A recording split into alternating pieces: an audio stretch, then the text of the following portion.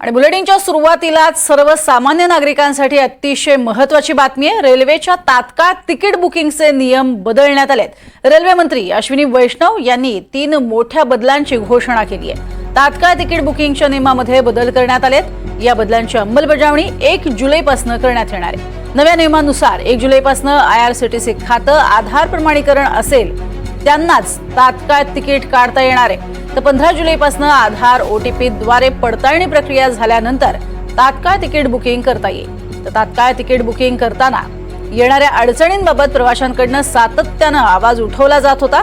अखेर केंद्रीय रेल्वे मंत्री अश्विनी वैष्णव यांनी नवे बदल जाहीर केलेले आहेत आणि अर्थातच तात्काळच्या संदर्भातला हा महत्त्वाचा निर्णयच म्हणावा लागेल। ग्राफिक्सच्या माध्यमातून पाहूयात। रेल्वे तिकीट बुकिंगच्या नियमात मोठे बदल झाले। तात्काळ तिकीट बुकिंगसाठी आधार कार्ड व्हेरिफिकेशन हे होणार आहे। काउंटरवरून तिकीट बुकिंगसाठीही आधार कार्ड व्हेरिफिकेशन केले जाईल। तर अधिकृत एजंटसाठी आरक्षण वेळेचे निर्बंध बुकिंग विंडोच्या 30 मिनिटांनंतर बुक करता येतील। त्यामुळे आता रेल्वे तिकीट बुकिंगच्या नियमामध्ये हे महत्त्वाचे बदल झालेले आहेत। आधार प्रमाणीकरणाचा महत्त्वाचा निर्णय घेतलाय।